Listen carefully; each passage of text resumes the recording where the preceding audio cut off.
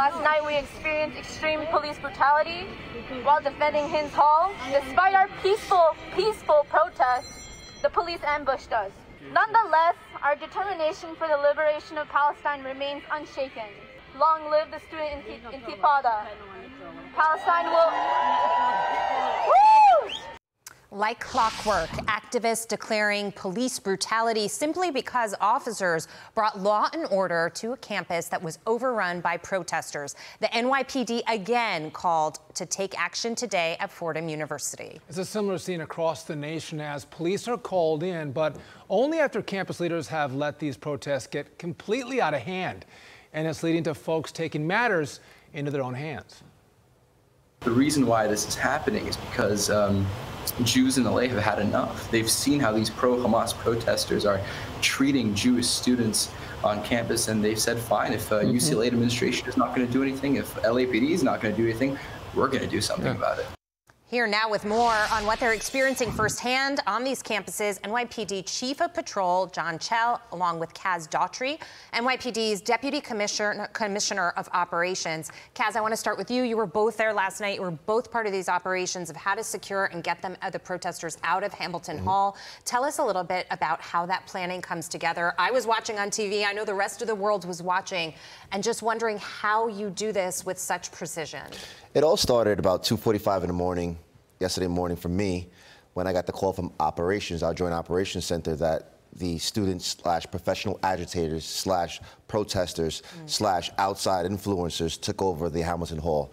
They did alert me, they did wake me up. I did immediately got the Chief of Patrol on the phone, our Honorable Police Commissioner, our Chief of Department, the whole leadership team in. I gave them a quick update, and I said, listen, team, this is what's going on.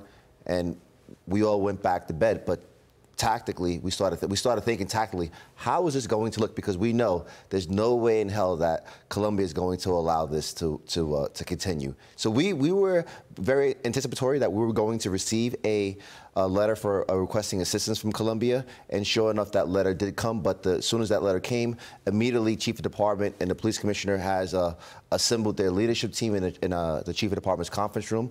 We sent our drone team up there. We did an aerial surveillance of the actual school because our aviation was down. Immediately, we activated our tactical channel, our encryption channel, so that the protesters cannot listen to us, what we're going to do. And we were on the phone. We got the Columbia representatives from security. The public safety team came into the Chief of Department's office in the conference room, and they brought layouts, maps of the actual whole campus. So we started to plan, but then while we were planning, we got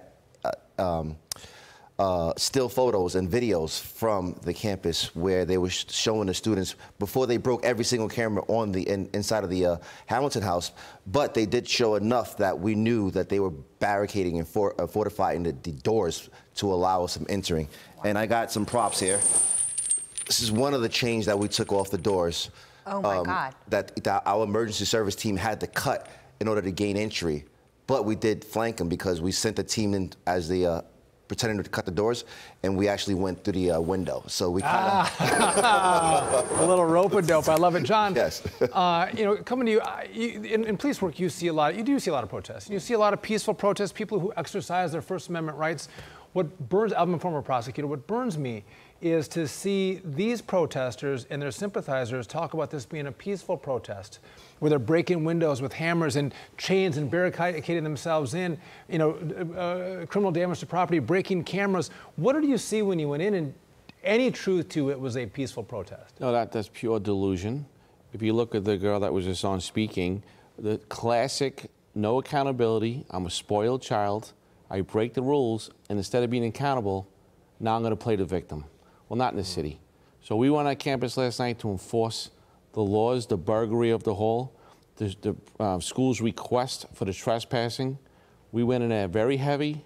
We wanted to send a message to the world, to the city. That's not happening here. And our cops did a great job. No one got hurt, no incidents, and we send a very strong message. And let me just chime into that, add on to what Chief of Patrol said. When the ESU team made entry, the community response made entry, which everybody saw that image around the world with the bear cat pulling up to the window with the ladder and the cops going through the window, which I was myself and the Deputy Commissioner of Public Information was on that truck, and we actually did this in the window. down to the first floor. There was about 50 students. When the ESU team opened the front door, I want you to picture this. The ESU opens the door, they cut all the chains off, and our teams come down. So we kind of had them boxed in. And immediately, one guy wants to negotiate. Yeah. Negotiations are over. You're going to jail. When it comes to the university yes. staff, maybe there's negotiating. When it comes to the NYPD, as you said, it's over. But also iconic are some of the images that we've seen on campus with the Palestinian flags and what they've been doing to American flags. But then that American flag was raised. Yes. So I'll talk about that. I want to get one thing out. The professional agitators, the outside agitators, the people that are coming from the outside are radicalizing these students. I just want to say that. Yeah. We don't know what they're telling them, but this is organized. You know, last Sunday, 50 cars came to Columbia University to drop off supplies. 50. Not a coincidence. But the question is it coming from the outside, which maybe that's true, but they're being radicalized, I think, you know, whether it's through social media or at the universities or in their K through 12 schools. We just showed a picture of that flag being raised. Yeah. Kaz, quickly, were you there for that? Was that you in the shot? Yes, I was there with the Deputy Commissioner of Public Information, and then when we came into that school, they all made a human chain, and obviously they didn't want to leave. They passively resisted. However, we took them all into custody.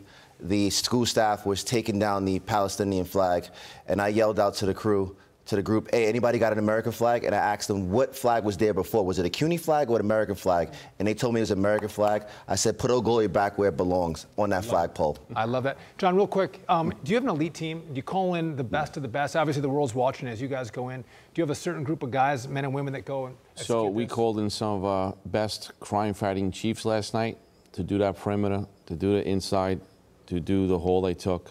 Our best cops, our strategic response group, our emergency services second to none.